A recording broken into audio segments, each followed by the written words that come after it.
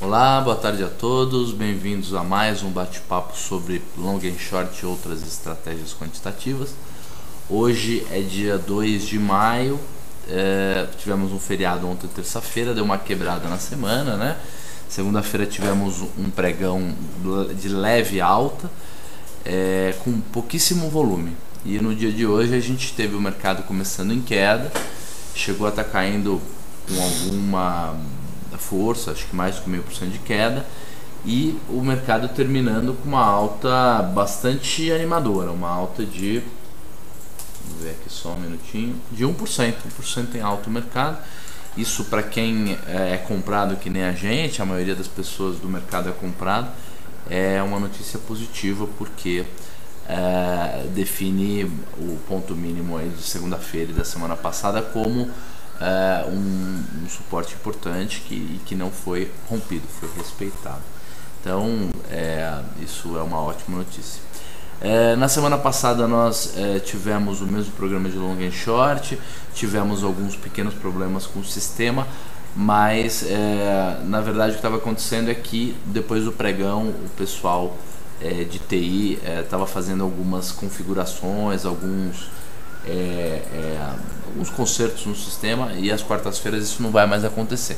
Então provavelmente nós não teremos mais aquele problema, e estamos testando durante o dia, e durante o dia o Pair Trade tem funcionado muito bem. Muito bem, eu tenho mais alguns recados para passar para vocês, mas a gente vai passando durante o nosso bate-papo. Estou com o telefone aqui, mas mesa de operação vocês têm que se acostumar. E além disso a gente está com a sala cheia de gente aqui, então se tiver um barulho aqui, um celular tocando, vocês não se assustem, é uma mesa de operação, é agitada mesmo.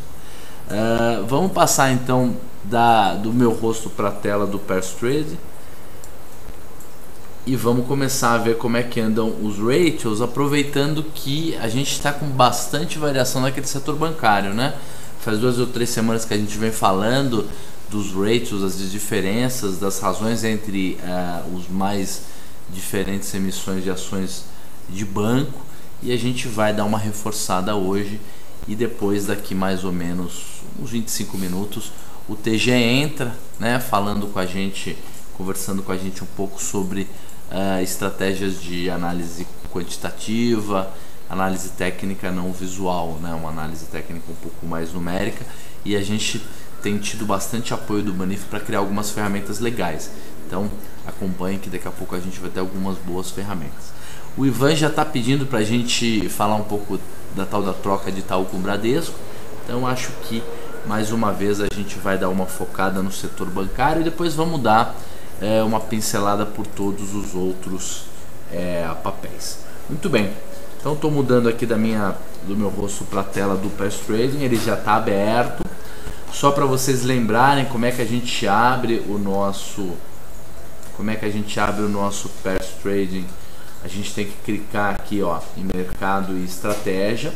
O Shark Broker tem que estar logado, então você tem que ter o login e senha, tem que estar logado. Você vai clicar em mercado e estratégia e vai apertar aqui o FlexScan Banif Invest, que é a segunda opção aqui do menu. E aí ele vai abrir essa tela. Nessa tela você tem início, scanner, mercado, simulador, e o quinto programa, tela que você pode abrir é exatamente o Pair Trading.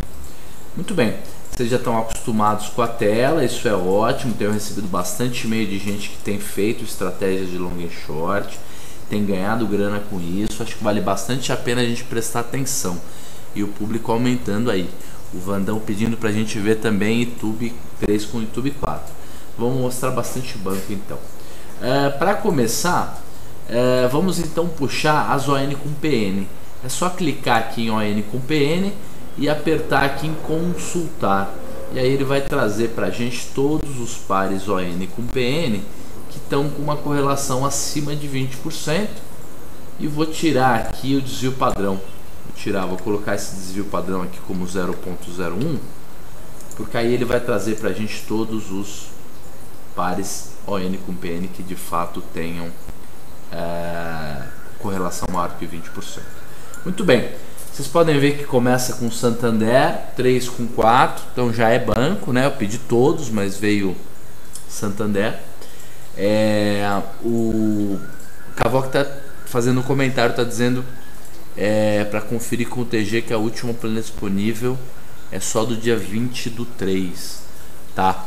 Vou pedir aqui para a gente atualizar mais uma planilha, você tem razão, já está anotado aqui. Santander 3 com Santander 4. Como o Santander 3 está na frente, é sempre o par compra de Santander 3 com venda de Santander 4. Estamos recebendo visitas aqui, gente, então por isso que eu tô meio quieto. Vamos voltar aqui para o nosso bate-papo. Como é que anda esse ratio entre Santander ON e PN? Veja que ele trabalha muito dentro de uma determinada faixa. É uma determinada faixa que vai aí entre 0,95 mais ou menos de mínimo para 1,10, 1,12, 13 de máximo. Então é uma faixa de variação que oscila aí uns 15% mais ou menos, o que dá uma oportunidade bastante significativa de ganho, né? Se você conseguir fazer as compras e se você conseguir montar o seu ratio na faixa de 0,98 para compra e depois desmontar acima de 1,8, 1,10 para venda, é bastante interessante. A média hoje, né, enquanto o ratio atual está em 1,07, que é onde está a linha laranja, 1,07, a nossa média, que é essa faixa azul, a linha azul, está em 1,09. Então agora a gente está com 1,7% abaixo da média, né? Porque a média é 1,09. Desculpa, a média está em 1,019, então está 1,2, enquanto o spread atual está em 1,07. Então a gente está com 5% longe da média. Então essa que é a realidade. E o ratio atual está em 1,07, enquanto a média está em 1,2. Então a gente pode considerar que o ratio está acima da média, tá certo? Se está acima da média, qual que seria a expectativa? Que ele ou retornasse para a média, ou que a média fosse se aproximando dele e juntasse a ele. Então quando a gente tem o ratio bem acima da média, seria uma oportunidade de fazer uma venda para o ratio. Seria o que? Fazer o contrário desse long and short, seria vender Santander 3 e comprar Santander 4. Legal. A pedido aí do Vandão, vamos já mostrar como é que está YouTube 3 com YouTube 4. Hoje o sistema funcionando super bem. O YouTube 3 com YouTube 4 agora está com um ratio a 0,90. Então 0,90 é o ratio atual, 0,90,5 mais ou menos o ratio atual de Itaú 3 com Itaú 5. Sendo que a média móvel está na faixa de 0,88. Então esse ratio está acima da média em 2,18% mais ou menos. Não é muito distante dessa média, mas você pode ver que no longo prazo esse ratio ele fez o seguinte: primeiro o ON subiu durante praticamente um ano comparativamente com o PN. Depois o PN veio subindo e o ON veio caindo, um em comparação com o outro. E agora novamente o ON veio subindo e a gente está numa situação quase 1 para 1. A gente está com 0,91 mais ou menos, que é uma das máximas até agora. Então seria uma oportunidade eventualmente de vender Itaú ON e comprar Itaú PN. A gente tem nesse caso duas situações. A primeira situação é o sujeito que tem o papel Itaú 3, está carregando o papel Itaú 3 e quer fazer uma troca. Essa tal da troca é o mais fácil, é o mais simples de fazer. Você simplesmente vende um pouquinho das ações que você já tem de Itaú 3 e troca por Itaú 4 até que ele volte para a média, ou até que esse ratio se ajuste, se alinhe. Depois disso, você tem a situação em que você não tem nem Itaú ON, nem Itaú PN, e que você quer se beneficiar dessa oportunidade de fazer uma arbitragem, de fazer uma troca, né? De vender de fato o Itaú ON, mesmo que você não tenha na carteira, fazendo uma estratégia short, vendendo e alugando papel e usando o recurso, usando o dinheiro da sua venda para comprar o Itaú 4. Nesse caso, como a abertura maior desse ratio, quer dizer, se o Itaú ON por algum motivo, uma briga de controle, alguma coisa que a gente não espere, que não é provável, mas que pode acontecer, ocorra, aí você tem que ter um stop, porque você não estava no ON e está trocando por PN, você está vendido no ON e comprado no PN. Então você, se for fazer a estratégia de long and short, você precisa ter um stop, tá certo? Eu estou achando essa distância entre a média um pouco longe demais, mas de qualquer maneira, como a gente está num topo histórico, nunca teve o Itaú ON tão mais caro do que o PN, você poderia entrar mesmo nessa faixa mais ou menos aí a 0,90 e colocar um stop de perda financeira. Você define que, olha, se eu perder 2% ou 3% do meu patrimônio, alguma coisa que não seja muito significativo para você, você estopa e sai da operação. Existe uma chance significativa de você ganhar fazendo esse tipo de estratégia. Vamos ver agora como é que está Bradesco ON com PN, e depois a gente vai ver os ratios intrasetoriais. Então vamos voltar aqui para a tela e vamos ver os dentro do setor bancário. Como é que está Itaú com Bradesco, Itaú com Banco do Brasil e Santander e tudo mais. Muito bem, então Bradesco ON com PN, a gente tem primeiramente o ratio atual em 0,84 mais ou menos. Significa que o Itaú ON está custando 0,84 do que custa o PN. Ele está mais baixo, ele custa menos, né, do que o Itaú PN, uns 16% a menos. Lembrando que existe uma relação natural, a gente pode até puxar o máximo dessa relação para vocês verem que ele nunca passou muito de 0,85 por aí. Por quê? Porque quem tem ações PN ganha mais, recebe mais dividendo, na verdade 10% a mais de dividendo do que quem tem as ações ON. Então é vantajoso você ter ações PN do que ter ações ON, se você conseguir pagar uma diferença de pelo menos uns 10%, né? No máximo 10% a mais. Agora estaria mais vantajoso a gente comprar o Itaú ON se a gente fosse pensar em dividendos.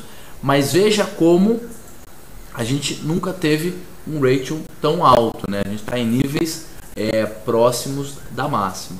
Então hoje a maior oportunidade seria de fato você vender o Itaú ON e comprar o Itaú PN, imaginando que ele vai voltar para algum nível de alguns meses atrás, por exemplo, alguma coisa abaixo do 0,84, que é mais ou menos o ratio atual. Não estou vendo nenhuma grande oportunidade nesses pares que a gente viu até agora, não estamos vendo muitas unidades. Vamos tirar agora a marcação do ON com PN e vamos para o segmento, porque a gente já aprendeu que para ir em banco a maneira mais fácil é em segmento e clicar aqui em bancos, e depois você vai do outro lado direito também em segmentos para o short e clica em bancos, e aí ele vai trazer para a gente todos os ratios entre bancos. Pode ser ON com PN, controlada com controladora e outros também. Então temos aqui, vejam que o primeiro que ele traz para a gente é BASA com BPNM. O que é isso, TG, você sabe? O quê? Banco BPNM. Pan-Americano. Então é o primeiro que ele nos mostra, mas a correlação é muito baixa. Então vamos clicar por correlação e classificar os que tem mais correlação, e vamos começar aqui, ó, em Itaú com Bradesco. Eu vou até clicar em símbolo, vou direto no símbolo, fica mais fácil. Vou puxar aqui Itaú 4 com Bradesco 4. E aí, só puxar aqui que ele traz pra gente o par. Legal. Clique em cima. Vejam que o ratio atual, né, a relação atual, está em 0,98, sendo que a média está em 1,04. Significa que ele está 7% longe da média, que é uma distância muito grande para um par que tem correlação ainda, mesmo com essa variação toda, ainda tem uma correlação acima de 85%. Se você puxar o máximo desde lá de trás, veja como não é natural que ele varie tanto. E o que aconteceu agora é que o Itaú caiu muito mais do que o Bradesco nesse período, né? Se você considerar quanto estava esse ratio no começo, na primeira semana de março, ele estava na faixa de 1,17, sendo que agora ele está com 0,97. Significa que o Itaú caiu uns 20% com relação ao Bradesco. Isso gera uma boa oportunidade de fazer um long and short. Qual seria o long and short? Seria a compra de Itaú 4 e a venda de Bradesco. Então, a gente está de olho nesse par, a gente tem acompanhado, estamos montando alguma coisa parecida com essa. E se fosse o meu próprio recurso, eu acharia interessante montar esse ratio de long and short, que é a compra de Itaú 4 com a venda do Bradesco 4. Vamos puxar agora Itaú com o Banco do Brasil. Vamos ver como é que está Itaú 4 com o Banco do Brasil. O Banco do Brasil, lembrando, é BBAS 3. Vou puxar aqui.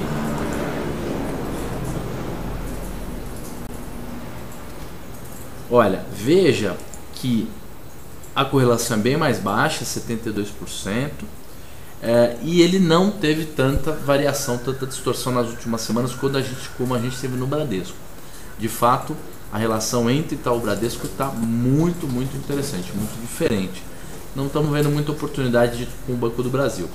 Vamos agora puxar Bradesco com o Banco do Brasil.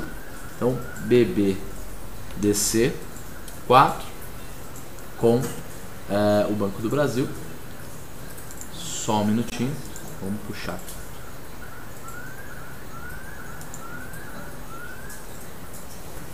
Está com desvio de média de apenas 2,38%. Então, ó, você pode ver que no mês de março houve uma grande queda do Bradesco com relação ao Banco do Brasil. O Banco do Brasil teve um desempenho muito melhor do que o Bradesco, e agora isso já se recuperou em grande parte, né? Já houve agora uma alta do Bradesco com relação ao Banco do Brasil. Então, por enquanto, o que a gente está vendo de mais interessante seria a venda do Bradesco e a compra do Itaú. Mas a venda do Bradesco e a compra do Banco do Brasil também está interessante, mas não tão interessante assim.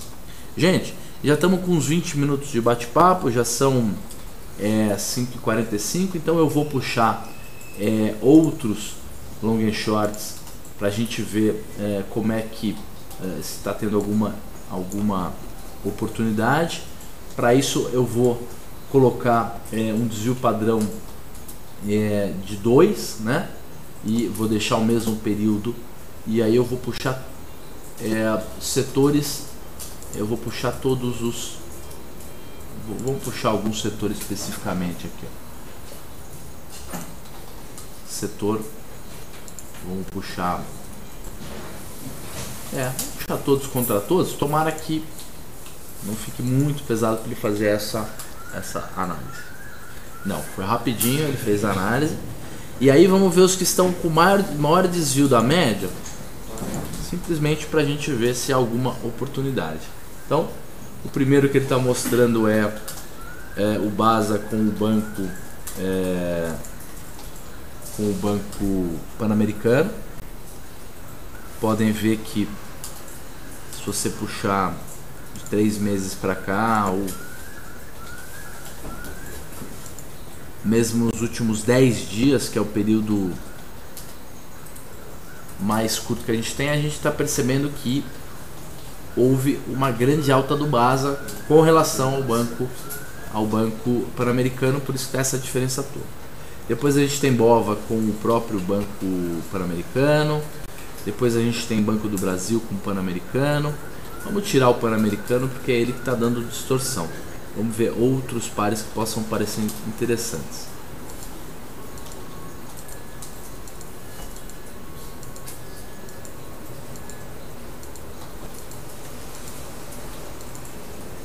Não estou achando nada que seja muito semelhante entre uma coisa e outra. Então vamos puxar um setor elétrico. Depois a gente pode puxar um setor de construção também.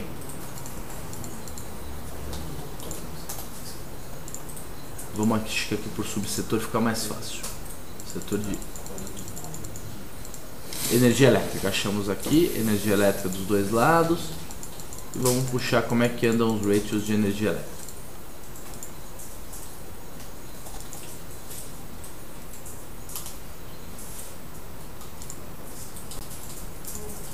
Pronto.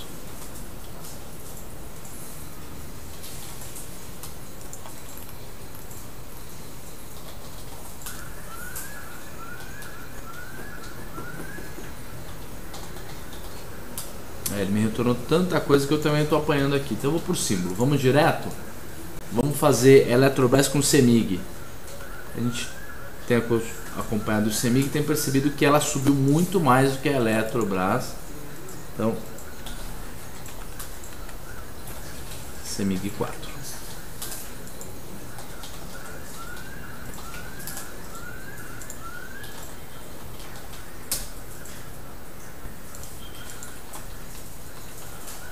Vamos puxar CEMIG 3 aqui então e a Eletro 3, vamos ver como é que fica.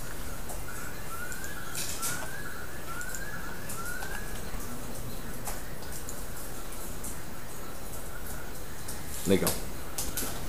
Correlação é extremamente baixa, né? 33% de correlação. E a gente tem uma tendência muito clara desde o começo do que?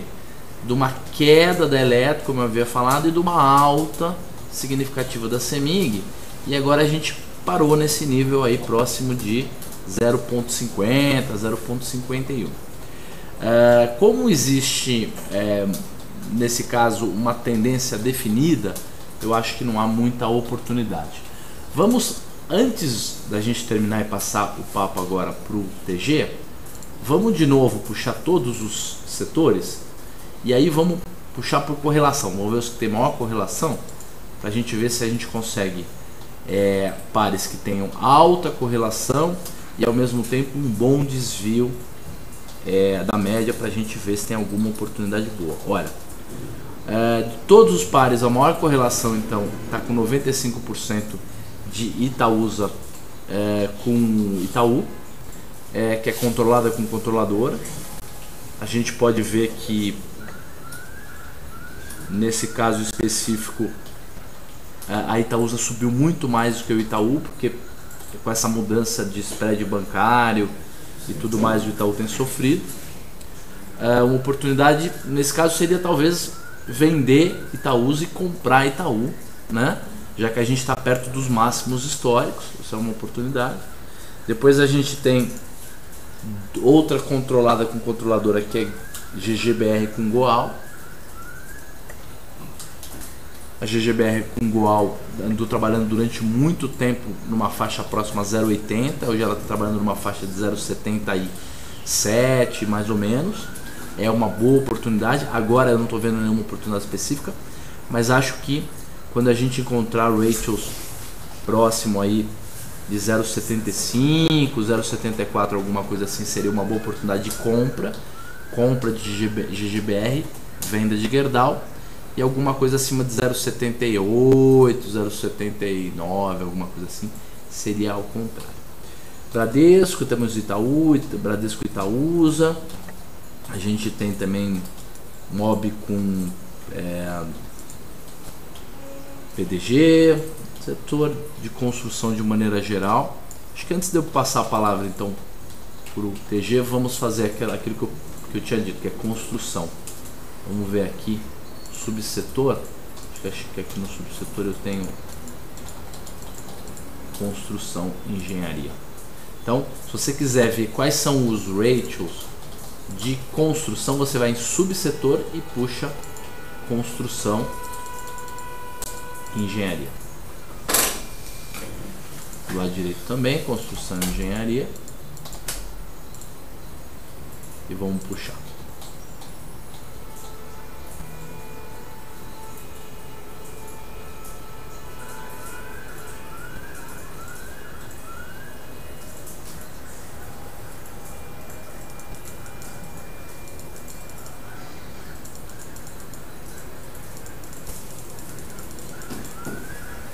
Como ele não puxou exatamente o que eu queria, vamos só acompanhar aqui algum par que a gente conheça, por exemplo, City 3 com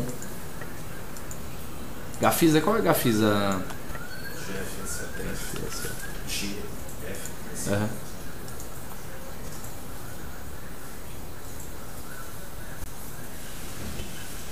Legal, Gafisa com Cirela são empresas que estão em situações muito diferentes, né? Enquanto a Gafisa está no mínimo, teve um problema grave de administração, da compra da tenda, andou se desvalorizando muito nos últimos praticamente 1 ano e meio, aí se desvalorizando. A gente tem a Cirela, que é líder do setor e que tem margem de lucro bastante alta. E olha essa diferença, né? Hoje talvez valha a pena a gente tentar, de repente, para quem tem Cirela, vender um pouco de Cirela e trocar por Gafisa, ou até fazer realmente um long and short, vender um pouco de Gafisa e comprar, vender um pouco de Cirela e comprar Gafisa, fazendo aluguel e venda mesmo. Gente, estou passando aqui então para o TG agora a palavra, e lembrando que a ideia é que daqui a algumas semanas a gente implemente novas filtragens e novos indicadores aqui no nosso Pairs Trading, para deixar um pouco mais dinâmico a nossa análise, para ter um pouco mais de ferramenta. Então, um abraço para todo mundo e até amanhã, que tem bate-papo de opções avançado.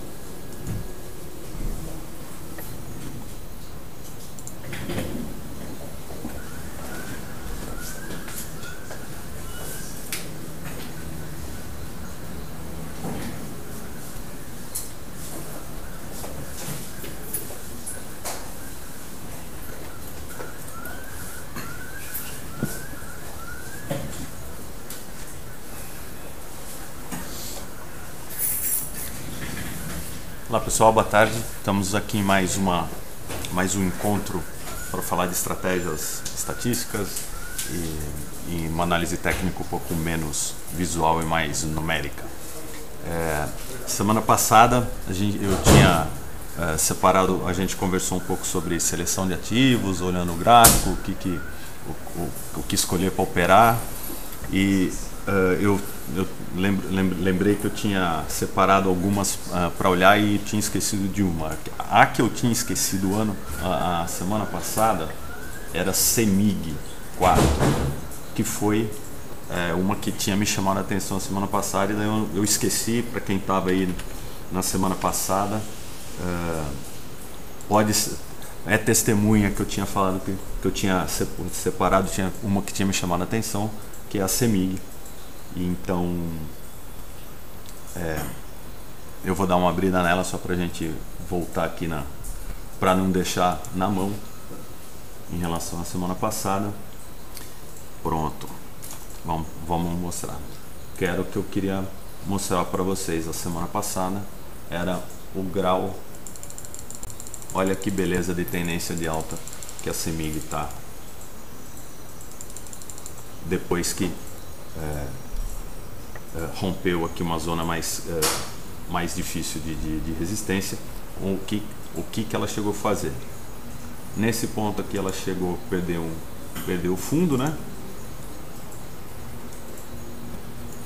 Chegou a enganar a gente aqui para baixo dos 19,45, mas depois que começou a andar não parou mais. Então essa aqui tinha chamado a atenção depois que ela rompeu os 22, subindo daquele jeito que a gente sempre comenta, sobe um pouquinho, congestiona um pouquinho, sobe um pouquinho, congestiona um pouquinho, mas de qualquer maneira, para quem olha gráficos, ela teve vários pontos de entrada com várias pequenas congestões. Para quem gosta de operar rompimento, quem entra em tendência de alta, certo? Várias oportunidades, várias entradas aqui. Só estou mostrando as várias entradas, as várias oportunidades de entrada que Semini deu para o pessoal. Aí pode estar fazendo outra, mas realmente nunca sabemos o quanto está esticado, mas ela está bem esticada desde outubro. Ela saiu de R$19 e agora está R$38, praticamente dobrou de preço em 6 meses, praticamente 7 meses. Então era só o que eu tinha. Se a gente colocar duas médias aqui, nesse ponto aqui embaixo, ela vai ter cruzado a média para baixo, deu uma agulhada de baixa aqui e depois aqui ela agulhou para cima, fazendo todo esse percurso que os senhores estão vendo até os R$37, R$38 que ela chegou nesse tempo, desde outubro do ano passado até começo de maio, final de abril agora. O que só demonstra que o fato de escolhermos ativos mais fáceis para trabalhar. Se você está trabalhando com rompimento, você tem que escolher ativos que estão em alta, estão entrando em tendência de alta. Se você escolhe trabalhar com retorno à média, você tem que trabalhar com ativos que já subiram ou já caíram, apostando numa reversão, num eventual repique. Para o bate-papo de hoje, eu separei a gente conversar um pouquinho sobre tempos gráficos, para a gente não misturar tempos gráficos. Então, quem trabalha no intraday, fazendo day trade ou não, mas que trabalha com gráfico de 60 minutos, 15 minutos, 5 minutos, 1 minuto, tem uma expectativa de rendimento menor, tem um stop menor, corre o risco de mais movimentos falsos, tanto de violino quanto de rompimentos ou retornos, a média, enfim, mas tem mais falsos movimentos. E quem trabalha no gráfico diário tem expectativa de retornos moderados, com stops moderados, com posições moderadas, e quem trabalha no semanal pode montar posições um pouco maiores, mas em compensação os stops ficam um pouco mais longe, as posições ficam um pouco com mais pedaços, vamos dizer assim, porque vão ocorrendo muitas entradas parciais e saídas parciais, e a liquidez não é tão importante quanto no diário e no intraday. Podemos mostrar hoje aqui, deixa eu ver se eu tenho mais algum gráfico aberto aqui só. Tem vários. Beleza. Eu tinha aberto alguns gráficos aqui, mas eu vou mudar para mostrar, dar um exemplo disso que eu falei hoje. Olhando o setor de petróleo hoje deu uma subidinha bonita, uma subidinha boa. O pessoal foi simpático com ela. Tá aqui o que eu tinha traçado já, esse monte de linha, né? Gráfico de grafista sempre assim, né? Sempre rabiscado. Mas enfim, então deixa eu ver se eu consigo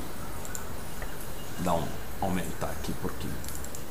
Então tá aqui, esse é o gráfico diário, onde a gente vê, depois de uma perda do triângulo aqui, ela recuou, achou uma zona de suporte mais forte aqui embaixo. A gente pode até pegar essa linha aqui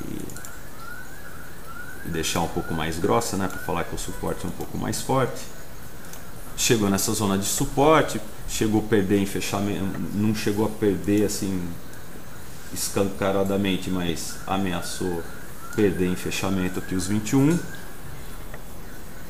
E hoje deu uma reagida, na segunda deu uma reagidinha, hoje deu uma reagida maior, mas continua testando aqui a congestão que a gente já havia desenhado há muito tempo atrás. Agora eu vou mostrar para vocês. Pronto, que eu estava abrindo, Ivan, desculpa. É aqui, ó. Essa é a zona de suporte que eu estava falando e a congestão que eu estava falando. Isso já algumas outras coisas que eu havia rabiscado, que eu estava tentando, são as análises que a gente faz, as tentativas de análise que a gente faz. Mas de qualquer maneira, olha, veja bem, aqui nós temos uma congestão. A perda dessa congestão, e daí você tem que definir o que é perder a congestão para você, indicaria um movimento mais amplo para baixo, podendo chegar até a região dos 18 e um pouco, 17,95, 18,20, enfim, que aceleraria essa tendência de baixa aqui, a congestão, que já vem desde antes. Ao passo que a superação dos 22,10 aqui encontraria resistência já em 23 e depois lá em cima em 25, 26. De qualquer maneira, o que eu quero mostrar é aqui, qualquer entrada aqui no suporte, aqui poderia estar sendo feita uma operação de taxa, se bem que a volatilidade da PET está um pouco baixa, não está tão atraente quanto da OGX. E aqui você estaria operando essa congestão, esperando o rompimento da congestão para um lado ou para o outro. Vocês podem ver que a banda de Bollinger já está se estreitando, o que prenuncia algum movimento mais forte aí, ou significa que essa congestão pode não durar muito. Algum rompimento, né, que seja um rompimento falso, a gente pode ter daqui para frente. Então, esse é o gráfico diário. Vamos mostrar o gráfico semanal. Muda a análise, muda a entrada, muda a forma de ver mesmo.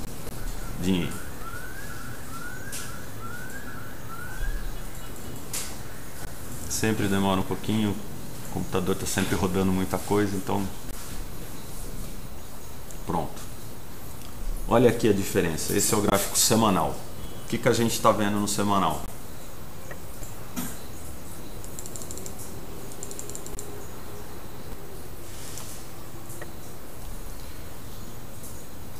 Fazendo fundos descendentes, ameaçou subir, não conseguiu, perdeu a zona de congestão aqui, congestionou embaixo, deu uma subidinha, fez um pivôzinho aqui no semanal e recuou para a zona anterior.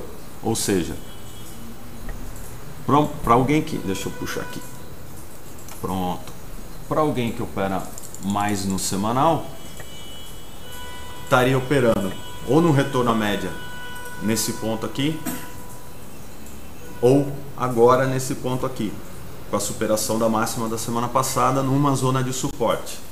Isso sem colocar média, sem colocar nenhum tipo de estudo auxiliar, só usando suporte e resistência. Então, para quem trabalha no semanal, a gente está esperando retornos maiores e aceita colocar um stop mais longo e aceita esperar mais para chegar no objetivo. Ao passo que quem trabalha no diário quer pegar as ondas, que são os swings, por isso que quem trabalha no diário é conhecido como swing trade. Você tenta pegar mais o movimento, entrar rápido, sair rápido, com posições com realização parcial, entradas parciais e saídas parciais. Aqui, quem comprou nesse suporte aqui? Quem comprou nesse suporte é quem aposta num retorno à média, se bem que a média aqui já está, no caso da média de 21, aqui está muito perto.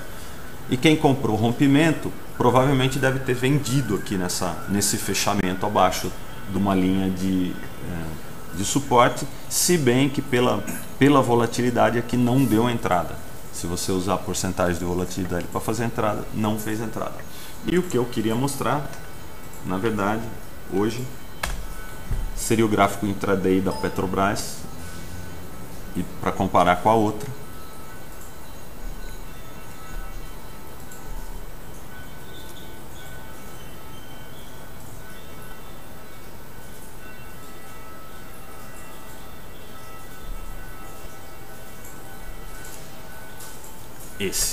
Pronto. É isso aqui que eu queria mostrar. Então, para quem trabalha no day trade, no intraday da Petro, tivemos uma entrada clara no rompimento dessa zona de 21,10, o que proporcionou para quem é day trade todo esse movimento. Tivemos outra entrada aqui, nessa congestãozinha, nessa pequena congestão, deixa eu ajeitar aqui, nos 22,80, nessa região, confirmando o movimento para cima. Deixa eu ver esse dia aqui, foi no fechamento de ontem, né? Esse dia de segunda-feira, né? É isso aí. Foi no fechamento que deu esse rompimento e o dia de hoje continuou essa grande alta em Petrobras aqui. Deixa eu pegar o dia certinho aqui.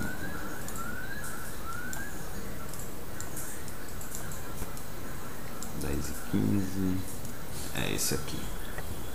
Realmente o rompimento foi no fechamento do pregão da sexta-feira e continuou no dia de hoje. Para comparar,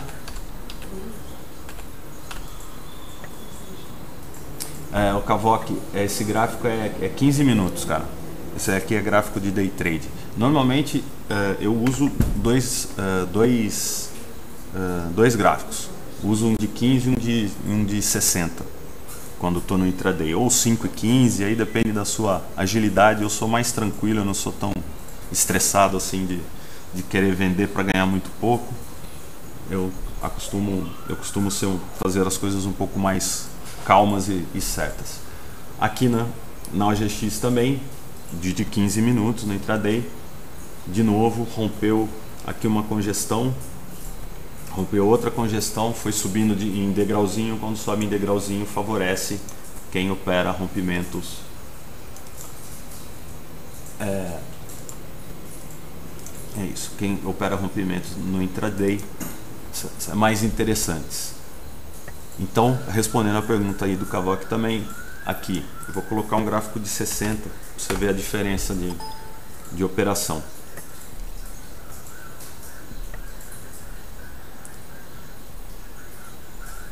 Demora um pouco para carregar, vocês tenham paciência, por favor. Não é que o computador está rodando bastante coisa junto, a gente não tem como parar no momento. Aí, no caso dos 60 minutos, o que eu coloquei aqui, as marcações que eu coloquei, elas somem, mas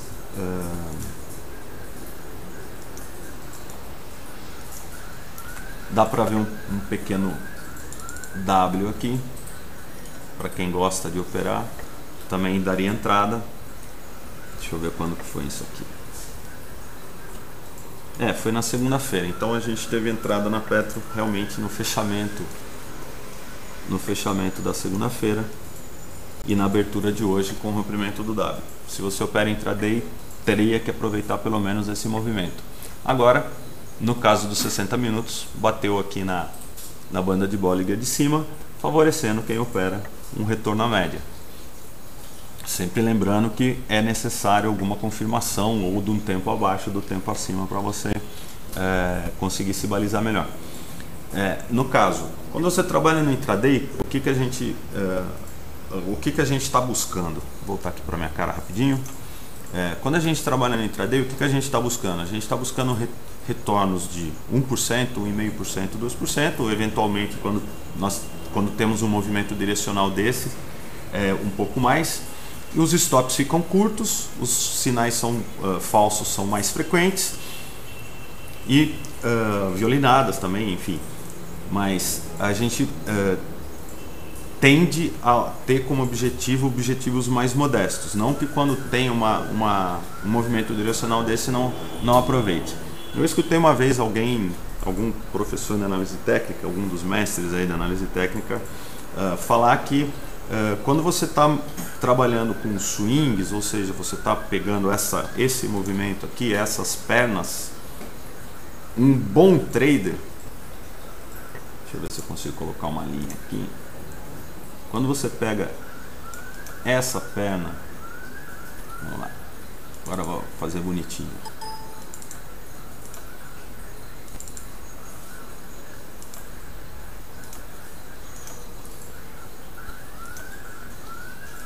Aqui, quando você pega esta perna, ou quando você, aqui no caso de uma venda, certo? Quando você pega uma perna, ou quando você pega essa perna no caso de uma alta, se você for um bom trader, você tem que pegar metade do movimento. Então, se o ativo subiu 3%, se você for um bom trader, um bom day trader, você teria que ter ganho 1,5%. Se você for muito bom.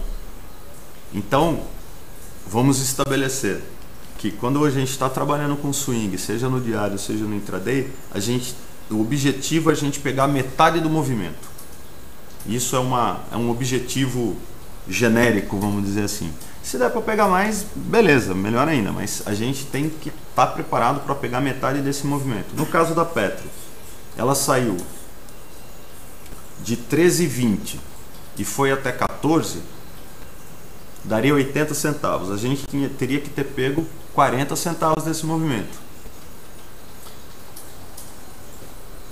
O Ney Aguiar perguntando, TG, ele está rompendo o topo anterior, é um ponto de compra. Se você compra rompimento, sim. Então, primeiro, quando você está falando no diário, Ney, responde aí. Se você estiver falando no diário, a gente muda aqui para o diário para ficar mais fácil. Vamos lá. Se ele romper essa congestão, não necessariamente o topo anterior, mas teria que romper essa congestão, né? Mais... Tá com a minha cara ou tá no gráfico? Beleza. Rompendo essa congestão, o que a gente tem que pensar? Primeiro, o rompimento já está no gráfico diário da OGX aqui. Depois eu coloco a Petro, se você quiser. Ela rompendo essa congestão, logo ela já tem várias resistências pela frente. Aqui nós temos no 15 e um pouquinho, nós temos um fundo anterior, um topo anterior e ainda próximo aqui a banda de Bollinger. Ou seja, pode ser que ela já encontre uma resistência aqui. Então o que a gente faz? Para não ficar de fora e para não entrar e tomar um falso rompimento, no caso, a gente entra com metade da posição, que daí já seria no controle de risco. A gente entra com metade da posição para não perder o trem. Se confirmar o rompimento e se ela deixar para trás essa zona de resistência mais forte, a gente entra com a segunda parcela, vamos dizer assim, e já coloca um objetivo. Eu olhando aqui, o próximo objetivo pode ser no fundo que ela perdeu aqui em cima, em torno de 16,50, 16,60. Mas, pô, você está comprado aqui nos 14, ela já vai ter subido R$2. A segunda entrada foi nos 15, 15,10, ela já vai ter subido mais R$1. Ou seja, aqui pode ser um primeiro objetivo. Mas ao longo do caminho, ela vai perdendo força e você vai ter que ir acompanhando. Então você pode colocar um objetivo para a realização parcial. Você pode colocar um objetivo para liquidar toda a posição. E pode colocar um stop, um trailing stop, um stop que vai seguindo pela mínima, um pouco abaixo da mínima. E tudo isso dentro do seu plano de trade. Tudo isso tem que estar escrito, confirmado e carimbado em cartório para você não mudar de ideia no meio. Não pode mudar de ideia no meio. Mesmo o stop inicial, quando você... uma das coisas mais difíceis para mim é a definição do stop inicial num rompimento. Porque a hora que você tem um retorno à média é fácil, abaixo da mínima, tanto abaixo da mínima, X% da volatilidade abaixo da mínima, tem que estar definido. Mas a hora que você tem um rompimento, se você colocar na mínima do candle, pode ser que está pedindo para tomar um stop. Se você estiver colocando na base da congestão, fica muito longe. Se você estiver colocando no zigue-zague anterior, pode estar longe, pode estar perto. Aqui nesse caso da OGX, como ela faria um rompimento próximo à média de 21, então ela não está tão esticada na média de 21, nem para cima nem para baixo, esse pode ser um rompimento mais interessante para se operar, né? Mesmo tendo resistências ao longo do caminho aí, como quem opera no gráfico diário está buscando rendimentos entre 3,5% e 5%, dependendo da condição, aqui é uma condição bem interessante. Esse rompimento, respondendo a sua pergunta, romper no topo anterior pode dar um trade legal sim. Para quem opera ação ou para quem opera opções e quiser comprar alguma fora do dinheiro, a estratégia do pozinho do roxo hoje, por exemplo, vou voltar aqui na minha cara, a estratégia do pozinho hoje, do roxo hoje, para quem fez em OGX e em Petro, teve vários que subiram 200%, 100% e já deram uma boa descascada na cebola. Para quem acompanha os chats do roxo é isso aí, Cavoc. Mas o problema do pozinho é que tem que ser aquela história. A estratégia do pozinho, qual é que o roxo conta? Ele perde de canequinha, ou seja, todo mês você perde um pouquinho, e quando tem um dia como hoje, e como tem um dia que nem teve na Petro, na Vale, quando eu fiz o chat o avançado no lugar do roxo que estava viajando, que a Vale subiu, teve opção de Vale que subiu de 5 para 40 centavos, de 5 centavos para 40 centavos. Então é uma estratégia, não tem como você escapar. Se você é o que eu falei no começo dos programas. Se você opera retorno à média, você ganha de canequinha, mas quando você perde de balde. E você tem que garantir que a soma das canequinhas seja maior do que o balde que você perdeu. E quando você opera rompimento, você ganha de balde e perde de canequinha. E no caso do pozinho, você ganha de balde e perde de canequinha, você só tem que garantir que as canequinhas sejam menores do que o balde. O Neguer está perguntando, beleza, TG, você lida com delta do Wells? Não. Não, eu assisti a palestra do Márcio, né, do Márcio Noronha, eu fiz curso com ele, tenho contato com ele até hoje. Ele mesmo disse que o delta do Wells era uma grande bobagem. Ele explicou mais ou menos qual que era, mas daquele jeito do Márcio contar a história, é mais engraçado ver ele contando do que realmente a coisa funcionar. Eu acho que, até falando do delta, a gente pode falar qualquer coisa. Eu estava lendo vários livros, inclusive o do Taleb. A gente tem que tomar muito cuidado com as relações que a gente faz, porque eu acho que é muito fácil provar que quando a minha esposa corta o cabelo, a Petro sobe. Eu vou conseguir achar uma relação disso. Ou qualquer outra coisa, quando alguém traz quando a minha mulher pede pizza, a Vale cai, entendeu? A única coisa que eu posso dizer com mais certeza é que na maioria das vezes eu tento operar notícias ao contrário. Quando sai uma notícia boa de uma empresa, normalmente eu vendo, e quando sai uma notícia ruim de uma empresa, normalmente eu compro. Isso é a única relação que eu consegui estabelecer. Eu não sei se todo mundo aí conhece o Delta, qual que é a história do Delta. Tem a ver alguma coisa com fase da Lua, você faz uma contagem em relação à última Lua cheia. Eu acho que dá para você estabelecer relação de subir e descer com qualquer coisa. É muito perigoso você estabelecer relação estatística entre a relação de causa e efeito. A Vale subiu, beleza, minha esposa cortou o cabelo. Beleza, a gente pode ver, Cavalo, que a gente vê. A gente pode conseguir estabelecer relação de qualquer coisa, mas é muito perigoso. Em pesquisa científica mesmo, é muito perigoso você falar assim, há um tempo atrás comer ovo não fazia bem, agora comer ovo faz bem. Então essas coisas têm a ver muito com relação de causa e efeito. O que eu posso dizer é que esse tal do fenômeno delta aí, o Márcio Noronha fala, e ele mesmo falou que é uma grande bobagem. Sei lá, ele pode falar daqui uma semana que não é mais uma grande bobagem, mas tem a ver com contagem em relação à última lua cheia. É mais ou menos isso, porque se a lua influi as marés, também influi no humor do mercado. O humor do mercado, assim, primeiro o mercado antecipa muita coisa, então o mercado fica de mau humor antes e fica de bom humor antes do que de um evento acontecer.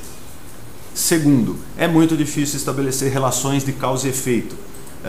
Tem um livro de finanças comportamentais do Aquiles Mosca que ele fala muito O Taleb do Cisne Negro também fala muito a falácia da confirmação. Tal coisa aconteceu por causa de tal coisa, de uma outra coisa. Olha, a Petro subiu por causa da lua cheia. Então é muito difícil a gente estabelecer. Esse é um dos motivos pelo qual eu gosto de ver gráfico. Porque ali está preço e volume. Eu não acho também que gráfico desconta tudo, que nem é tão radical aquela história da análise técnica, análise gráfica, de que só não desconta os atos de Deus, aquele papo todo. Mas é uma maneira de você ver o preço que estão negociando e quanto que estão negociando, que seria o volume. Todos os outros indicadores são variações disso. Você pode gostar mais de um ou mais de outro, você pode se dar bem mais com um ou mais com outro, mas são todos derivados de preço e volume. Ou é a máxima, ou é a mínima, ou é a média, e o volume, o quanto de dinheiro que entrou ou saiu. Não tem como. Não tem invenção.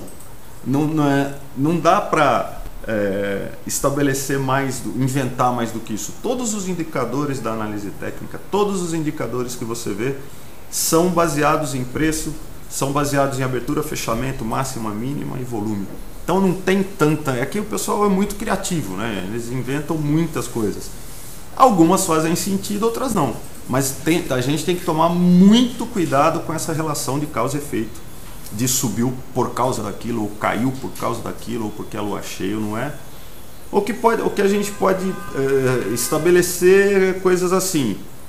Normalmente, quando cai a taxa de juros, existe um rebalanceamento dos investimentos. Um pouco vai para a bolsa, um pouco vai para dólar, um pouco vai para outros investimentos. Quando sobe a taxa de juros, sai dinheiro desses outros lugares e vai para a taxa de juros, que é mais seguro, teoricamente mais seguro. Então, e mesmo assim não dá muito para a gente falar, vai sair, o juro caiu tanto, então vai tanto. Não existe, eu acho muito complicado. E a outra coisa é que a gente nunca sabe, porque mesmo com volumes grandes, a gente nunca sabe se o cara está realmente vendendo tudo aquilo ou está fechando uma posição comprada, ou se o cara está comprando tudo aquilo ou está fechando uma posição vendida. Então, os porquês do mercado financeiro são muito mais para nos dar tranquilidade do que do realmente aquilo. Não dá são tantas variáveis, as coisas são tão interligadas que não dá para a gente falar subiu por causa daquilo ou caiu por causa daquilo. A gente está se iludindo. O que a gente pode dizer, como no livro do Aqueles Monstros, que eu recomendo, um livro bom de finanças comportamentais, fala sobre pessimismo, otimismo, expectativa positiva e expectativa negativa.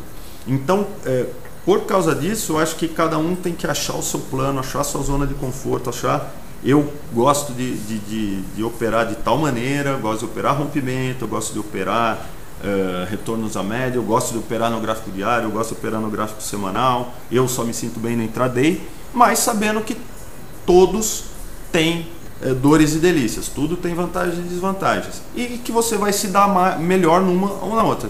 Pô, se você é um cara que é novo, que é moço ainda, está com saúde, gosta de fazer day trade, beleza, pula na fogueira e vai fazer day trade.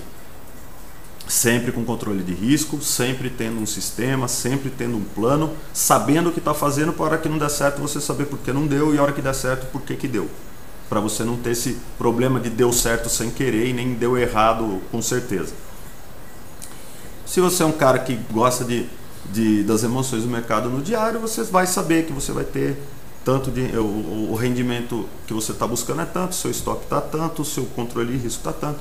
Se você é um cara que não pode ficar perdendo tempo olhando todo dia, toda hora, não quer também gastar tempo com isso, não vou falar perder, mas não quer gastar o seu tempo com isso, você trabalha no gráfico semanal, também é rentável, também dá para você ter um sistema muito bom em todos os tempos gráficos. Basta você usar ferramentas que te deem suporte, mas principalmente ter um plano, ter um sistema. Esse sistema está adaptado ao seu dia a dia. Não adianta fazer day trade uma vez por semana. É lógico que se de repente você dentro do seu sistema está aparecendo uma oportunidade que é fora do tempo que você trabalha, ou fora fora do prazo que você trabalha, ou fora de uma ação que você conhece muito, você não pode deixar a oportunidade passar, que são as diferenças entre os traders. Ou você fica especialista numa ação, especialista você olha, você já sabe se a Petro, Vale vai cair ou vai subir por N motivos, ou acha alguma justificativa disso. Ou você tenha um sistema, tenha um plano e faça um filtro do mercado todo dia, toda semana, toda hora, que seja, e espera qualquer ação fazer aquilo que você está esperando, um recuo até uma média com rompimento, ou romper uma congestão. Eu conheço pessoas que só operam retângulo de fundo e retângulo de topo. Elas só operam retângulos e são rentáveis. É lógico, se o mercado está mais direcional, é mais difícil ter retângulo. Agora, do jeito que está, desculpa gente, do jeito que está o mercado, quando sobe um pouquinho, para um pouquinho, congestiona, elas estão operando retângulo à vontade, e você só tem que saber quais são os parâmetros. Quando rompe um retângulo, até onde vai, até onde pode ir. Outra coisa, no mercado não tem certeza nenhuma, tudo pode, talvez, pode chegar até aqui, não é vai chegar até aqui.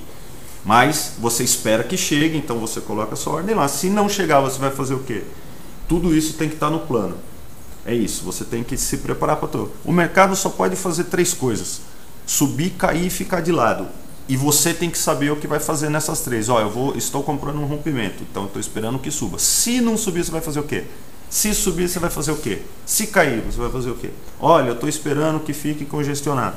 Tá, estou esperando que fique congestionado. Se romper para algum dos lados, você vai fazer o quê? Então, o mercado é soberano, ele faz o que ele quiser. Não dá para a gente adivinhar o que ele vai fazer, e nem é o intuito, espero, de nenhuma análise. Se você tiver algum analista técnico que fala que vai subir ou vai cair, é mentira. Pode cair, pode subir, pode ficar de lado, e o que você tem que fazer é reagir. Sua única arma é reagir ao mercado. Então, se opera no gerúndio, está rompendo, eu vou estar comprando. Está retornando à média, então eu vou estar vendendo, comprando, de acordo com a situação. Acho que já estamos com 1h02 aqui, o Roxo se estendeu um pouquinho, eu também me estendi. Eu tinha alguns slides, eu prometo que eu trago a semana que vem os slides, falando sobre os tempos gráficos. Eu só queria dizer que, como o Roxo já disse, que a gente está conversando com o pessoal da Manif, da gente colocar mais algumas coisas aí no chat, para a gente poder dar suporte a isso que a gente tem falado. Todos esses assuntos que eu estou falando aqui nesses dias estão num slide. Assim que tiver um material um pouco mais completo, que seria mais ou menos o jeito que eu penso, minha maneira de operar, eu vou disponibilizar lá no site da Manif, mas eu ainda estou escrevendo esse material e estou contando um pouco, né, cada pedacinho dele aqui nas quartas-feiras. Alguém, eu não sei se foi o Ney ou o Cavoc que falou, deixa eu ver aqui. O Cavoc falou, tá precisando sair, abre os chats nas quintas. A gente está vendo de aumentar a nossa participação, aumentar a programação aí. A gente vai vir com novidades aí. A ideia é sempre somar, é sempre aumentar a nossa disponibilidade para vocês. Porque a gente falando, a gente respondendo perguntas, a gente analisando, a gente olhando, a gente também aprende mais, cada vez mais, e não existe pergunta ruim, existe a pergunta ruim é a que não é feita. Da minha parte, boa noite para vocês. Amanhã tem chat do Roxo, 5h20, avançado de opções. Se alguém tiver alguma pergunta, senão a gente encerra aqui. E na semana que vem a gente está de volta. Muito obrigado pela paciência de todos, muito obrigado pelas perguntas, e tenham todos um bom final, resto de meia semana aí. E semana que vem, amanhã tem chat do Roxo, semana que vem a gente se encontra. Muito obrigado a todos, boa noite.